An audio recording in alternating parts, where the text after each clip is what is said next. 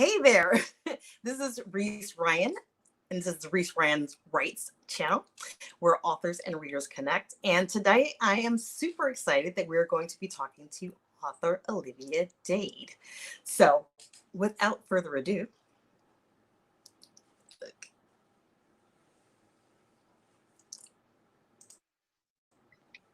Olivia, Hello. how are you? I'm I great. told you I will be taking my glasses off and on. So first of all, tell everybody a little bit about yourself, because I am the lazy author who does not read the canned bios. So first of all, I'm super excited. First of all, let me go back. I've followed you for a while on Twitter, and just such a lovely person. I love your posts and stuff, and I've seen different things that you've done. And so when I saw this cover of this book, I was so excited to have you. So author Olivia Dade is here with us. So tell everybody a little bit about who you are, first of all, and what you write. All right. So first, I want to thank you for having me. I'm really excited. It's a wonderful day in both countries. So Juneteenth in the U.S. and Swedish Midsummer here. So days of celebration in both countries. So thank you for having me. And also, you are lovely on Twitter. Plus, you have the hottest damn covers I've ever seen. Recently, Harlequin Desire has been killing it with the covers recently, and yours are exemplars of like the best of those covers. It is amazing. So they have been pretty awesome. I'm super psyched every time I see one of the covers that they do. yeah. So. So I write, for the most part, contemporary romantic comedies, although I do have some stories that are maybe a little bit more serious in tone, but for the most part, rom-coms. And most of them, not all of my older stories, but pretty much all of my recent stories feature fat characters, particularly the female main characters. Occasionally, I have had one fat male main character, and I hope to do more soon.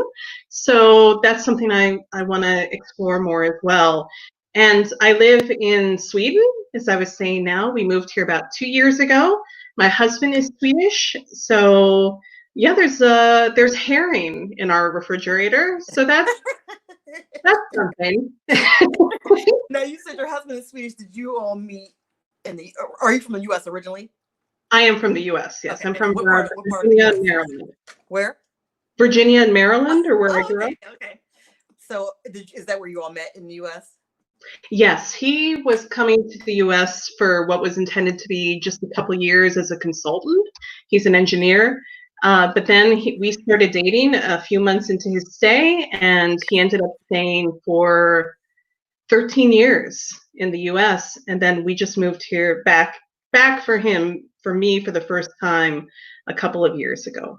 Yeah. Hello, Emma Rose. Well, that's Hi. awesome. Oh, and we have someone who actually says that they love herring. Just You have my share of the herring chest. You are welcome to it. I eat it in good health. And yes, we do have a lot of furniture from IKEA. Most of it assembled via Allen wrench, tiny little Allen wrench. I might be the only person, in the world who has yet to have gone to an IKEA. I have never been to an IKEA. It's like one of my things that I aspire to do is go to an IKEA. And there was one that's not far. I'm in Raleigh, North Carolina. Mm-hmm. And then there's one in Charlotte, so not too far away. But every time I go there, I never managed to make it to the IKEA, and they were supposed to build one a lot closer, and I think that got scuttled. So I'm not sure why. So that's still on my list. Eventually, go to an IKEA. They're awesome in a lot of ways, but they can be extremely overwhelming. When we first moved here, we were there a lot, just trying to get storage for our apartment, and at one point, it was very stressful. So at one point, my husband and I were snipping at each other.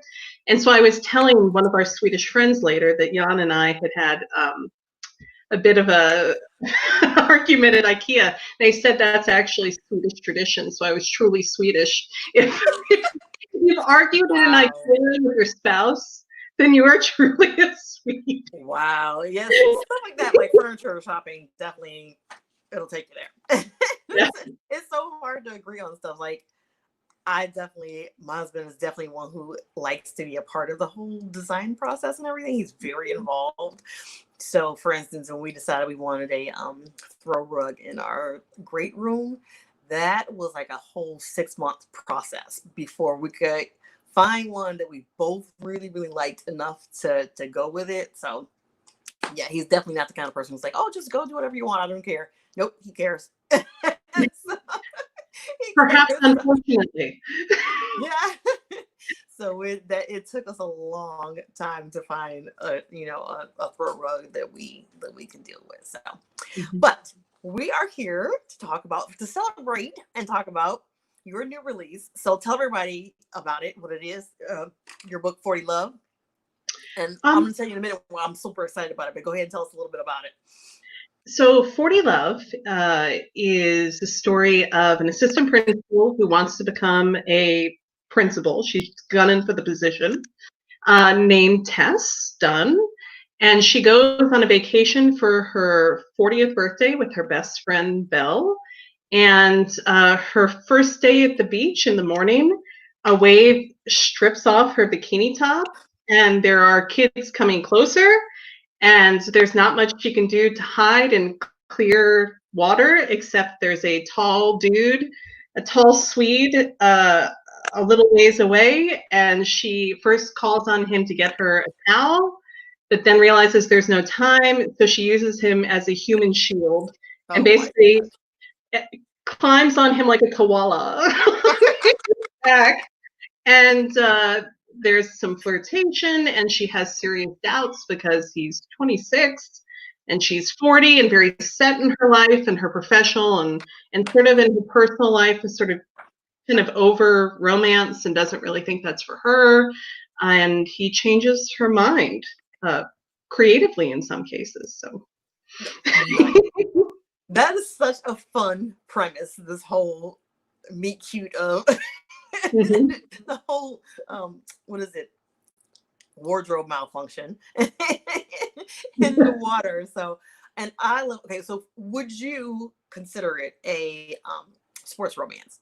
Because I know he is a tennis pro, Yes, it is a or is it sports sports adjacent, or is it more sports adjacent? I would say that I think it's enough tennis because I am a tennis fan. So I think there's enough tennis there that if you like tennis, I think it may hopefully make you somewhat happy at least, but not so much that if you are not a huge fan of tennis, I don't think that that's gonna make it so that you can't enjoy the book. Okay, got it. And They I use was tennis excited too. as a means of flirting. Say it again. Say it I again. said they use tennis often as a means of flirting. Got it. Got So it. it's about tennis. So I think so. Yeah. You were breaking up a little bit, so if we missed a little bit of what you said, because you were breaking up just a little bit, you said they've used tennis as a means of flirtation, which is awesome. And I was excited to see it because with all Hmm. of the sports romances out there, you don't see a lot that feature tennis. And the ones that I've read that do have tennis, and them I absolutely loved. And tennis is definitely my game. Basketball, professional basketball is my number one sport, but then right beneath that is tennis. So I'm totally missing tennis right now. So I was super excited to see that, and then I'm always excited to see a plus size character on the cover, because I know personally a lot of times in this industry in romance, you might write a character that you describe as being curvy or whatever, and then when you get the cover, you're like, she doesn't have curves. At least not the kind I was talking about. You know what I'm saying? So I'm always excited when I Yeah. see representation of all body sizes on the cover of a romance. So, and that's something that's very important to you. So tell us a little bit more about that and just kind of the journey of that. So I am that, and it's not a pejorative. It's not meant to be an insult to myself. It is just a simple fact, just like saying I have brown hair. And so I've pretty much always been fat, and I've read romances from the time I basically could read. And from that time, I uh, sort of searched for people who look like myself in romances and didn't find it very often. And when I did find it, often the representations of fatness in those romances were painful. Usually, a lot of times, the focus in the book was on weight loss or exercise. That somehow there had to be that had to be part of a happily ever after. Had to come with commitment to weight loss or exercise, or it was a major part of the plot. A lot of the time, the actual even the title of the book would be something like A Whole Lot of Woman, or just. And those are actually true examples that I still have in my library. So over time, I sort of grew to want to write some examples that I thought would be less painful for other people like me to read.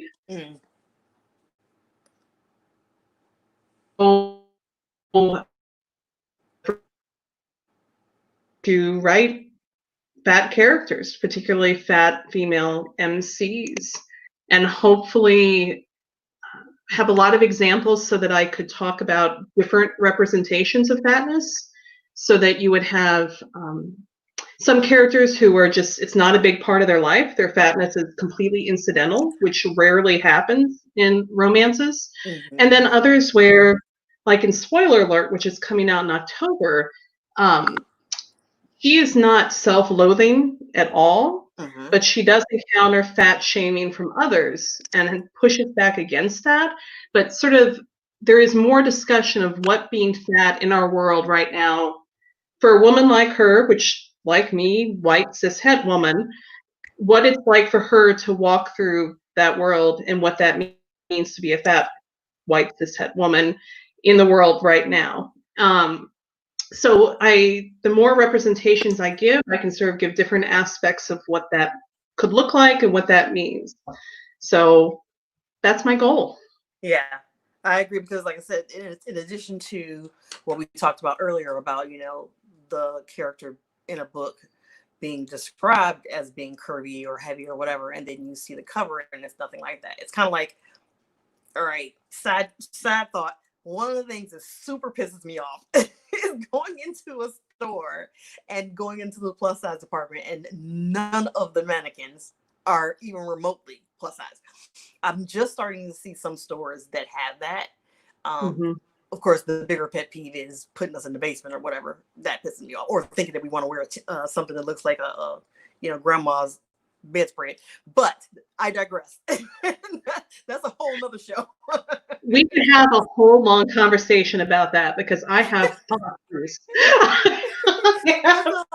Look, don't get me started. So that's a whole nother show. But so like you said, in addition to the cover not reflecting that the character is plus size, you also have like you said, then the story feels like it has to be about that, or it has to be a makeover thing where the whole thing is about her going from where she is to being this thinner, happier person or whatever. Like that's the only way she can get her ATA, like you said. So definitely problematic. So before we go more into talking a little bit about that topic, let's talk a little bit more about the book. So tell us a little bit more, give us a little bit more of behind the scenes on your individual characters, your hero and your heroine. Can I tell you a little bit about what brought up the book for me, sort of the inspiration for the book? Yeah, absolutely. All right. So this is literally the one book I've ever written entirely based on a title, which is, I was watching tennis because after the 2016 election, basically the only way to quiet my brain for like a year was just to watch nothing but tennis for a year. It was interesting enough to keep my attention so that I wasn't contemplating the dystopian hellscape that had opened up. But it also was not so stressful that it caused me extra stress. So like the tennis channel and I became one. during that year or two. And so I started watching tennis, and of course there was a game, I forget who was playing, and the score was 40-love. And I'm like, as a romance writer, it just Yes. feels like there should be a romance entitled 40-love with a 40-year-old character.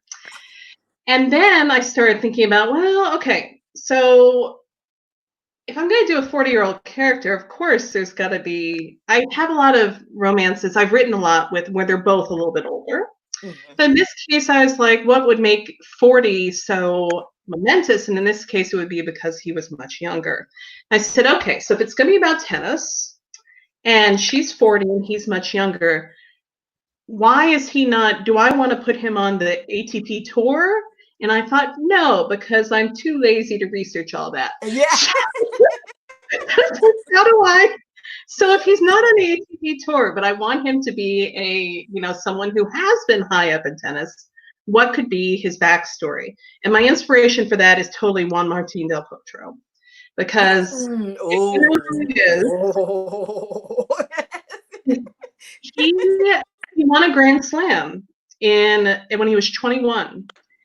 And then after that, his body, he's just had injury after injury, and he claws back from these injuries and then ends up like clawing back into the top echelon, the top tier players, and then gets injured again.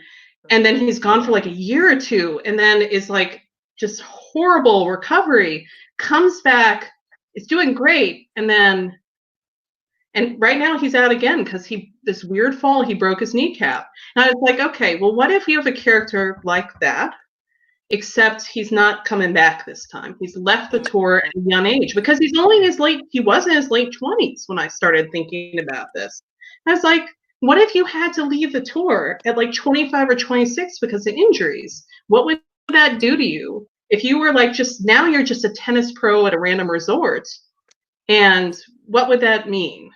If, sort of someone who's struggling with a real sense that the way he thought his life was going to go, it's gone. And he doesn't know what else he's good at, because a lot of these tennis pros, they go on the tour when they're like 17, 18 years old. Even younger, a lot of them start. Yeah. So, I mean, these kids they grew up on the tour, and they don't have a lot. They may not have a good idea of what else they might be good at when they have careers that, yes, there's Venus Williams, who is, still playing at 40, and she's awesome, and I love her so much. And of course, Serena Williams, who's, possibly going to be playing at the US Open if it comes back. But, a lot of people, their career, it's based on your body and your physical shape. And, yeah, so if your career ends early and that's all you've done, what does that mean for how you feel about yourself and your possibilities for the future? Yeah, that was what I wanted really from him. difficult. That's really difficult. I mean, it's just even like it reminds me of the whole thing with the child stars. How when you kind of peak at that point in your life, and then all of a sudden you don't have that anymore, and it's like, okay, what do I do now? Who am I now? Even so, that's a great comparison. Also, I just wanted to look at thank you so much for your comments, all of you, and for being here. Carrie Stevens has some really great comments about the story, that she read it last night, and she loved the way you handle fatness, and that she has a similar body type, and she just, loved that she could identify with it without it feeling cringy. So lovely, lovely comments. I cannot wait to read the book myself. So thank you for sharing that, Carrie. Yeah, so that's the story behind the story. Is there more before we move on to the characters themselves? But I love that. And when that title is, first of all, did you want me to say anything more? That title could not be more perfect. Like you said, that is just the fact that zero in tennis is love, and then to have the character be 40, that just high five. That was just brilliant. Way to go with that title. That's right, virtual high five. That's all we're able to do now anyway. So virtual high five. That is perfect. So from when you came up, when you saw that and you had the idea for for the title, how long did it take you? Like, because I know for me, I'm terrible. Like, I can see something and it'll inspire a title or a story. I might even write a chapter of it, and you might not ever see it again, or it'll be like 5 years down the road. So from the point at which you were inspired by that title, how quickly did you execute starting to write the story? I actually wrote, it's very convoluted. I wrote a thread about it actually last night because it was meant to be a somewhat confessional, but also a reminder to myself and to my friends who are writers that something that could look like a terrible failure doesn't necessarily mean that it is in the end. Mm-hmm. I was part of this anthology that was supposed to be a beach set rom-com novellas for all of us in here. And I was by far one of the lesser known people in the anthology, a self-published one. And it was supposed to be stories of up to 20,000 words. So I got this idea and I wrote it right away, but it was 40,000 words. So it's like, that's a problem. And then as it turns out, the anthology fell apart. So then I just had this novella sitting there, and I wasn't quite sure what to do with it because I had not self-published yet at that point. And then I met with my agent, who, of all my books, that was the one that Sarah Younger, and Okay. that was the one that she most connected with, and she wanted to shop it. Except it was only 40,000 words, and we wanted to shop it for print. So she had me expand it out. This story that was supposed to be 20,000 words, which became 40,000 words, now it's going to be 80,000 words. So I like. Wow. When you said you expanded, I'm thinking, okay, you added that requisite 10,000 words. No, I went really for it. Blew it up. Okay. And I did this first version, and I was like, it's hard to revisit stories that you think are done. Mm-hmm. And it's also hard to take a story that you plotted to be, in theory, 20,000 words and make it 80,000. So I did it, and it was horrible. It was horrible. And Sarah was like, So I'm like, fine, I'll try again. I took an extra 40,000 words and I bitterly put it on my hard drive. And then I wrote it again, expanded it again, which was very, very painful, Reese. It's very, very painful. But that time it turned out well. So we shopped it and no one wanted it. But which I was like, I put in so much time. No, but that hurts. At the end of the submission, there was a proposal for future books if they bought this book. And those future books were not about tennis. Those future books were about fan fiction and fandom. And Tessa's best friend in the story is named Belle. Originally, she was named April, and she was meant to be the lead character in Spoiler Alert, which was the follow-up book. They did not want 40 Love. They did want Spoiler Alert and another book. So 40 Love, I end up self-publishing, and I love it. I love the story it became. As painful as it was to get there, but writing it also got me the contract with Avon for Spoiler Alert, but I had to make her not April anymore. So that's why Belle is Belle, and it's a different story. April is April. But so writing 40 Love actually got me Spoiler Alert. But that's my point. Several times in the process, it was like a complete failure. The anthology fell apart. They didn't want this story my first expansion of the story was horrible. and they didn't want it. It didn't sell. But now I've got a self-published book that I love, and I have a contract. So failure is going to happen. Yeah, it's important, and it can do so much for you if you learn the lesson and keep on going. So you don't really fail unless you just stop trying. So that is an awesome story, and I totally get that about the when you said the anthology was what was the original goal for it? You said 20,000 for the anthology when it was in the anthology was it supposed to be 20,000 words? So every time I do some kind of anthology like that, where I'm supposed, first of all, Mhm. every novella I've ever written has pretty much turned into a novel. So when I've done a couple of group projects where it's supposed to be novella length, they'll like say the minimum is 24 or 25, and then the max is 40. Mine always come in at like 39,950 words. It always just turns out into a super long novella that's almost a novel. That's just how it happens. So it's just so much to say. There's just so much to do. So, Yes. oh my gosh. So, okay. So once you knew you wanted to create that, and then it was based on this particular tennis player, how did the characters kind of expand out from there?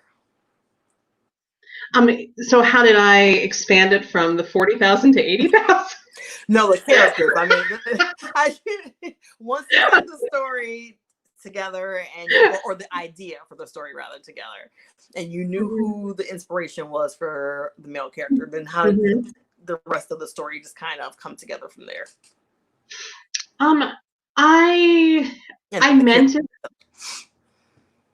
I meant the story to be, in some ways, the original first 40,000 words of it to be planned around 3 tennis lessons. So Mm, basically, like 3 sets. That basically each of those lessons would be an encounter between them, with some stuff happening in between, but that each of them would be momentous in some way. Um, and there would be a chance for them to be literally across the court from one another and batting a ball back forth to one another, both metaphorically and literally, and use those as a way to, talk through and flirt, but talk through what it meant for him to be 26 and in a mm, space where he does not know what he wants to do with his life. mm, What does that mean when she's a 40-year-old who is very certain what she wants to do with her life and has had bad experiences in the past with men, her ex-fiance who cheated on her. And so you've got this haughty 26-year-old. Is she supposed to expect him to stay faithful to her when mm, he's this like island flirt mm. versus her 40 some odd year old fiance who is an academic who like cheated on her? And so it becomes sort of a battle for him to figure out what he wants to do with his life, for her to realize that she has more to offer than just being pragmatic and responsible, um, and that for her to be willing to take a chance um, to be blunt, to be hurt again, Mm. and to believe in herself that she could be enough for someone like him. And for him to believe he has more to offer than his skills with a tennis racket and his body. Oh, ooh, nice. Yeah. I cannot wait to read this. First, I have to finish writing and revising books, but I can I cannot wait to finish reading it.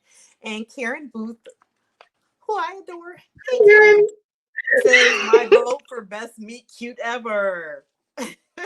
Karen helped me with this, the first version of this book, the 40,000 word one.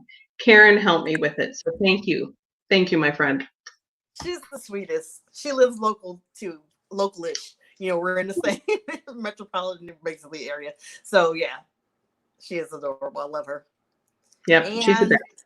Kate asks, will Belle get her own story though? That is my intention. Is I actually had a story kind of written several years ago that I think Belle, that character, is sort of what I was envisioning. Unfortunately, I no longer like the hero, so I'm going to airlift him out of that story, drop him off somewhere never to be seen again, and airdrop him a different hero who will be a better hero for Belle. and, and because you are the god of your own world as an author, Mhm. you can do that. Bye bye, insufficient hero. Exactly. We're not going to put up with your nonsense. No. No. Absolutely not. Yeah, Lindsay Jones said, okay, that's a good question. So now you both heard here first that she is going to get her own story. So, okay. I am. So, are there any other? How many books do you foresee this being in a series? Because I know it didn't work out the way you wanted to in terms of how it was going to come together in terms of buying it, but now somebody else, a publisher, buying it. But now that you are in control and you self-pub this, and you said it's your intention for her to get another story, do you have an idea of like how many books altogether there will be in the series, or is it a totally let's just wait and see where it goes thing? I would say I have. I mean, I have another book in this series coming out next month, which is it's a 3 novellas into a story collection, which I'm really proud of. They're more serious, and they're, if you're not an angst person, maybe not as much, it may not be, it's not as light as 40 Love, but I'm really proud of those stories. I think they're some of the best writing I've done. And those are set in the whole Marysburg universe. A couple of them are the teachers. One of them is set in the same place, and I'm proud of those. And then there's Belle's story, and there's also a story I've been wanting to tell for years. I have this character of mine named Genevieve, who's like the crankiest human being on the face of the earth, and I desperately want her to like be in a romance where she just bitches about stuff the whole time. I just think it'd be so fun to have like super cranky heroine. That is what I want to write. Okay, and you know what? So since you brought that up, because I love to bring up one of my pet peeves whenever I can. Don't have you found personally in the romance world, because I found this, that like you were saying about having a super cranky heroine, I feel like in romance especially, the male characters can be that cranky or whatever, and that's a whole trope of having that cranky hero that people love. Yeah, But when you flip it and it's the heroine that's the one that's cranky, even if she has legit reason to be a cranky pants person, and she grows, you still find so many people who are like, say things like, he doesn't, she doesn't deserve him. I'm like, I think one of my favorite characters actually that I've written is super cranky, but she has really, really, really good reason to be cranky. It is so funny to me how people are like, he's just too good for her. And I'm just like, no. So do you worry about that factor at all with a cranky heroine? I mean, yes and no. I mean, I think that probably the sort of people who by that point read my books probably would not be surprised because I do tend to occasionally have they're nice people, they're good people, but they do tend to be, my female MCs do tend to be a little prickly on occasion. So and I would hopefully make it very funny so that you liked her too. But I think you were totally right that there is enough. There is enough. I'm going to be just blunt. Misogyny based in our culture. That's true for even probably not necessarily people who read our books. But a lot of there are some romance enthusiasts who are willing to forgive things for male characters that they're not willing to forgive. People are really hard on women. Yeah. And including other women, yes.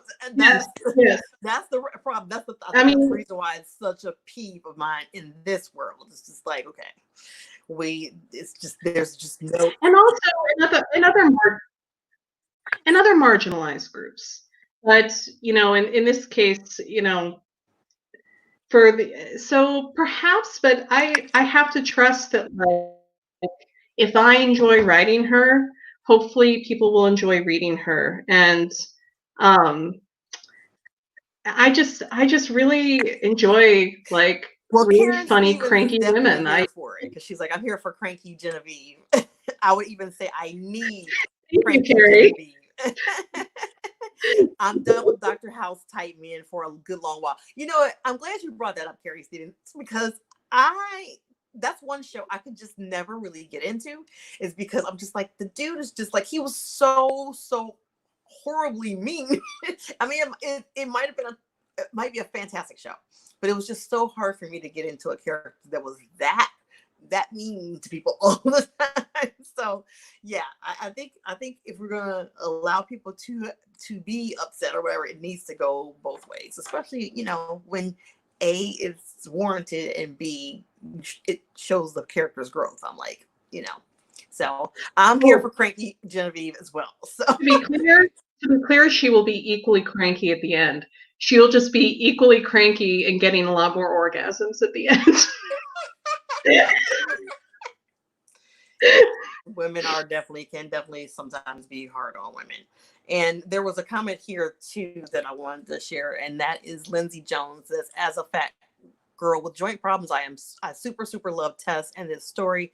Thank you so much for this excellent sexy fat rep. I will be recommending this to others. Yay! Yay! Thank you so much for sharing that, Lindsay. And that is a perfect segue for us to talk about like you said, fat representation in literature. So it's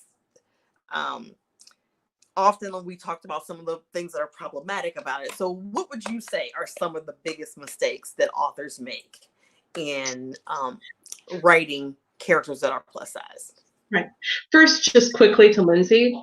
Lindsay, my right knee, I have to baby. And the things that Tess has in the story are mine too. So I understand. And that part is ripped pretty much directly from my life. And you could relate to it and it didn't seem harmful to you, or I'm glad. Okay, so I've talked about this a bit. But I think that there's a lot to it. In fact, I should give you my link to my YouTube video about it, about fat representation in romance. About 45-minute video about it. But I mean, I think the basic is there is a tendency, if it's a fat main character, there's a tendency, as we talked about earlier, to make the fatness somehow take over everything. It has to drive the plot or drive the character, that the fatness is somehow... I can't hear you either. You can hear me, but I can't hear you. Oh, I can hear you. Don't know what happened. Can you hear me? Let me ask everybody else. Can you hear me, and can you hear Olivia? Because I can't hear Olivia anymore. Hello. Please hear me.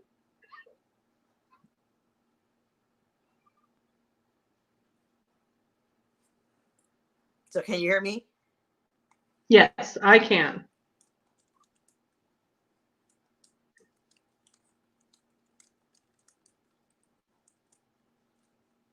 Okay, you said you can hear us both. Okay, fantastic. I'm just gonna thank you for that, Karen. Okay, well then go ahead, Olivia. I cannot hear you right now, so go ahead.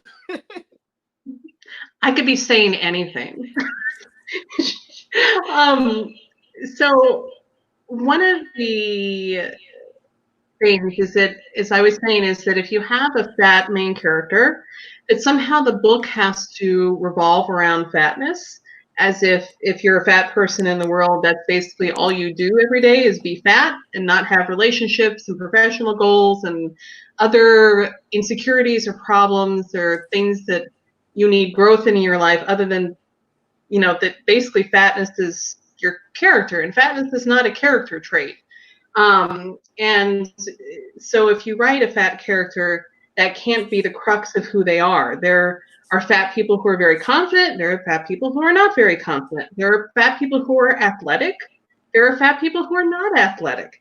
Being fat doesn't say anything about who you are, other than you consume more calories than you burn. But that doesn't mean you're actually not exercising or not eating healthily, because there's a lot of different things involved in that. So basically being fat tells you nothing except size. So fatness cannot be a shorthand for a character trait or for a plot. And for secondary and tertiary characters who are fat, one of the things that you see again and again is that they tend to be greedy, lazy, or evil in a lot of books. And that is really hurtful, but it is extremely common in a lot of books that have characters in them.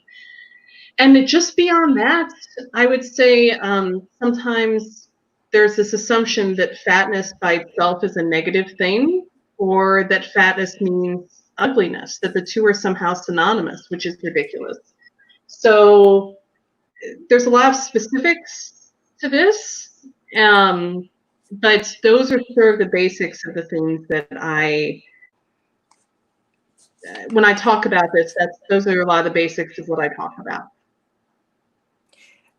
And I saw that you did a class, I think it was, on a Facebook group or something, where you talked about fat representation in literature and in romance, and how to do it correctly. And is that something that you'll be doing again soon? Because that, I thought that was I thought it was great the way it was done. And then also I love the fact that you talked about being fat yourself doesn't mean you can't get it wrong.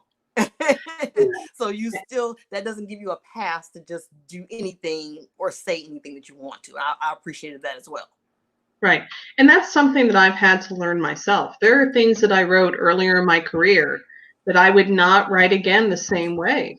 But, you know, I'm coming from a history of disordered eating and overexercising. There are things that I had to work through in my own head, because just because you may be fat doesn't, we're in the same culture. We're breathing it in all the time. Just like if you're in this culture, you're going to be breathing in, for instance, white supremacy. If you're breathing in this culture, you are breathing in anti-fatness. That is just one of the things that's going to happen. It doesn't matter if you're fat or not fat. So one of the things that I had to work through is how I felt about myself and my body and what I wanted to put into the world. So yes, being fat does not mean that you can't get it wrong. And it's easy. I should back up to say, even if it's your own personal story, it's important to tell your personal story. But I think you have to think hard about whether what other people need right now is a story of more self-loathing fat people. I'm not, even if that's your personal story, and it's important that you be able to tell that, I'm not certain that's the message I want to send into the world right now. But yes, so being fat does not exempt you from having to think about these things. Absolutely. And I'm sorry, let me hit this. There you go. And Emma Rose makes the comment that she loves so much that the book is about enjoying food and it's never a source of shame. How do you not get hungry when writing this book? Well, I did. But I do want, I have not had strawberry and lemonade cupcakes, and I desperately want them. I love strawberries and lemon together. But I will say that Tessa's creation she makes with like the eggplant dip and the tzatziki, we had a local Greek restaurant that had those dips, and I combined them too, and it was magical. And so that was completely based on what I was eating then. But that Greek restaurant has closed, and I am deeply saddened that this Greek restaurant has closed because it had the best dips, and it had a portrait of Zeus scowling at you, an enormous portrait of Zeus scowling at you, which I appreciated every time I went, and that was hilarious. That's funny.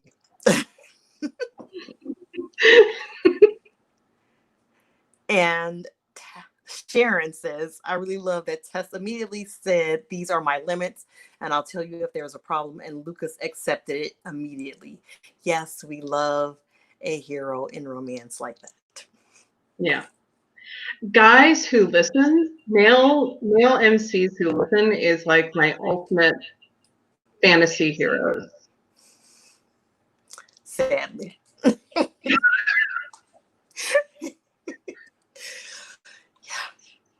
That is just a lovely thing. So I'm looking at one more here. Oh, when you look back at your, sorry, turn that off. When you look back at your older books and you would write them differently now, do you update author's notes or add trigger warnings or otherwise edit those books? Why or why not? Carrie Stevens asked. Okay. So the main book that I'm thinking about is my sixth and final book in the Love Struck Librarian series, but it's not self-published. It was published by a publisher, which means I can't do anything with the file. So I can't add stuff to the file. I can't edit it as long as I don't have control over it. I have a page on my website of content warnings, and I mentioned that in the content warnings. And I tweeted about the other night too, because I've noticed that my publisher put it on sale, and I wanted to warn people because it's problematic. I was concerned about doing it earlier because I was worried about publisher problems if I came out and said it earlier. But I should be able to ask for my rights back tomorrow. And as soon as they pull it, it will not go back up in its current state. It may not go back up at all. So, I mean, if I don't feel like, if I can't devote the time to making it something that's not problematic, then it just won't be for sale anymore. And I have zero problem for that. I would rather not have it for sale than have it hurt anyone. Always. Always. Yeah, that absolutely makes sense and it's the right thing to do. So I mean, because we're constantly learning and growing, hopefully. You know, that is the goal in life, to continue to learn and grow. And if you do grow and learn things are problematic, the answer is not to say, oh, we've always done that, or why is everybody suddenly so sensitive? If you learn something is offensive to people and it hurts people, how does it hurt you to say, I'm not going to say that anymore? You know, in this case, actually, it can hurt you financially to not sell it anymore. But a lot of times, you know, when you just encounter people, you know, they want to continue to use hurtful phrases and stuff. And like, dude, it's not going to hurt you not to say this word anymore. Grow a set for real, you know? Right. And then we have Lindsay Jones comments about guys who listen. Phoebe Waller-Bridge did an excellent SNL opener that explained that why so many people found Hot Priest so hot, because he listened. Isn't that nice? Listen and pay attention and remember. Those are like some of the hottest traits in a man for me. Also that he feeds me, but also that he listens to me. Yes, the listening is very, very important. And the remembering is nice too. Yes, you know, I love that. Yeah. So give us an example of a story that you think does fat representation well. You know, other than hopefully mine, I think one really good example in recent years is Talia Hibbert's Get a Life, Chloe Brown. What's awesome about it is that she is fat, but it is not a major portion of the plot. It's not somehow that she is beautiful to the hero despite her fatness, or specifically because of her fatness, which are often two sides of sort of dehumanization. You know, that he loves her and finds her hot because she is who she is.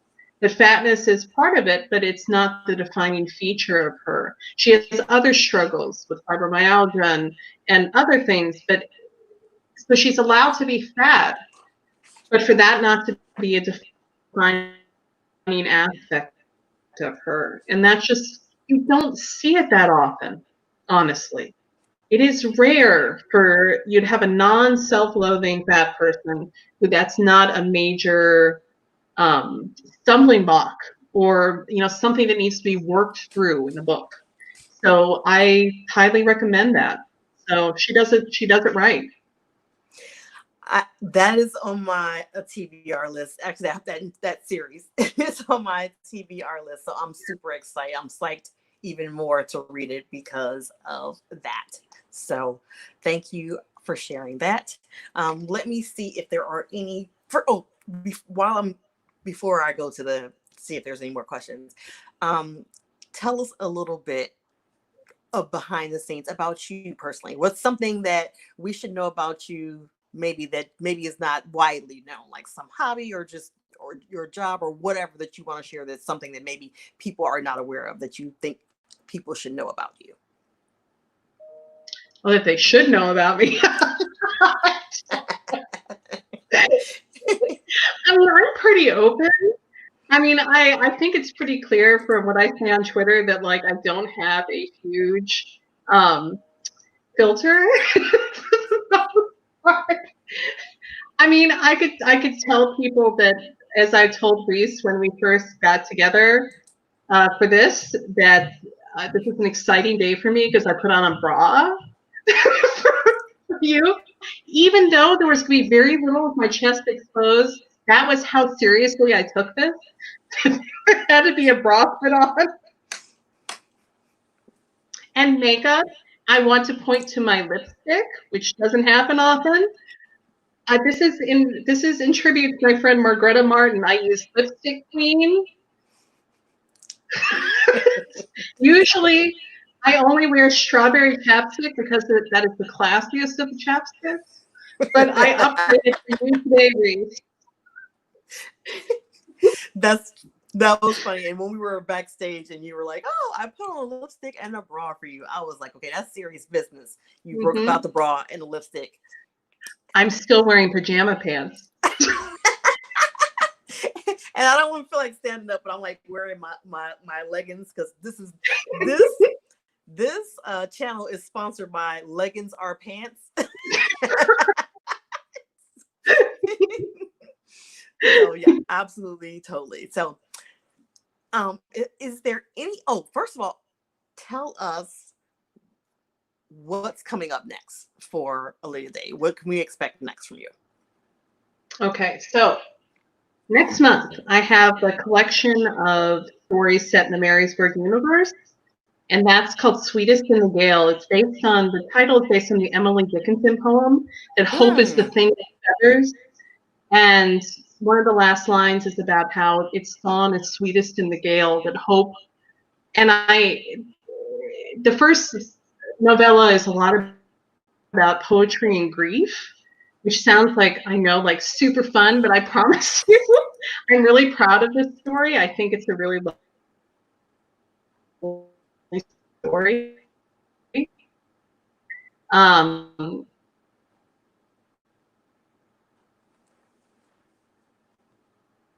And yes, so that's coming out with Avon. The cover is so gorgeous. It makes me want to cry every time I see it because it's just beautiful in general. My illustrator, her name is Lenny Coughlin, and she's amazing. She's done my self-pub stuff recently as well as the book for Avon. But if you look at the cover and look at the April, to be blunt, look at her butt. Her butt is generous and it's not smooth. It has like a real, like a bigger woman's butt. Like if you were a fat woman, this is what your butt, a lot of it, this is how my butt looks. And like she's gorgeous and she's unabashedly fat and she's gonna clinch with a hot dude. And I cried the first time I saw the cover because it was so beautiful without trying to hide how big she was. Mm-hmm. She was beautiful, not in spite of being big, not because she was big. She's just beautiful and big. And is that cover available already, or you haven't revealed the cover yet?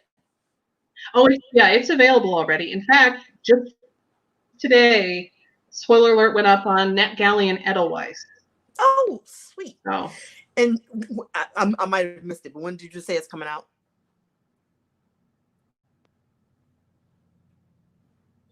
When is spoiler alert coming out? Yes. October 6th. Okay. Awesome. Oh, yep, not too long from now.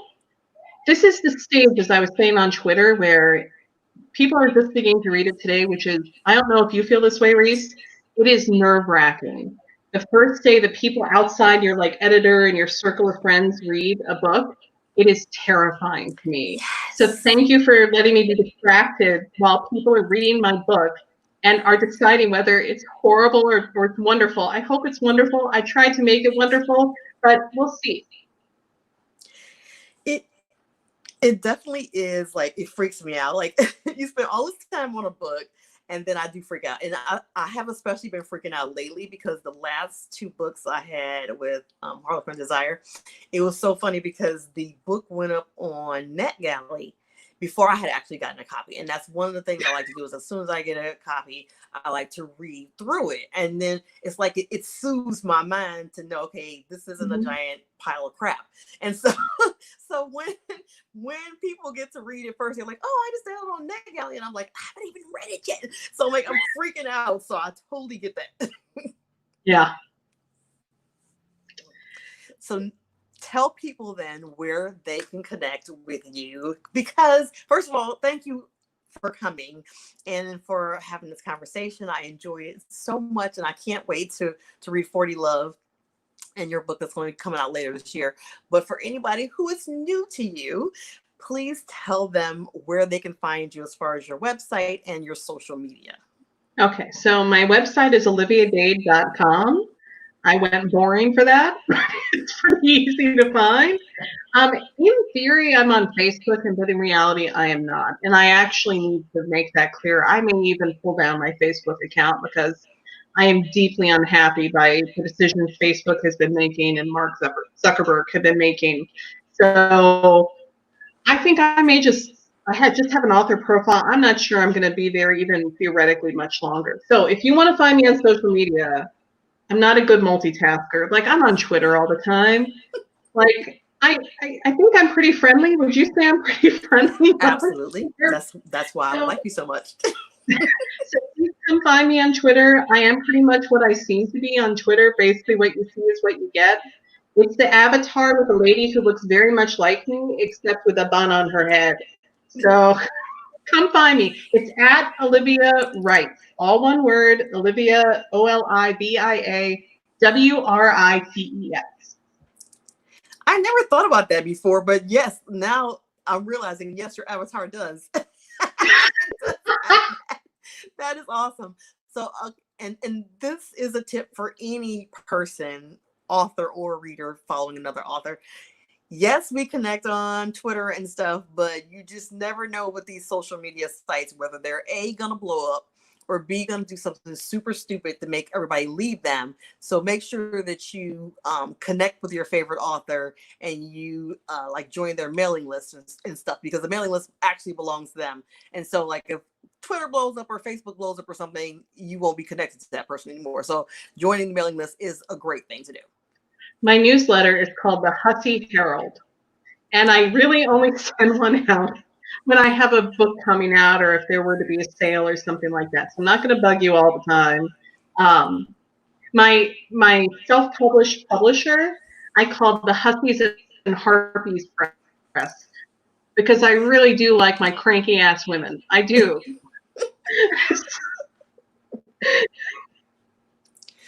Cranky ass women are good. That works for me. Awesome. Well, thank you again, Olivia, for being with us today. And I like I said, I look forward to that. And I look forward to. I just like I said, you're just such a genuine, fun person, and yet, but you are vocal about things that are important to you. And so that was some of the stuff that drew me to you as the person on Twitter. So especially when I saw this book, I'm like, this show gives me an excuse to have all kinds of fantastic conversations. So thank you so much for doing that. And thank you for being here.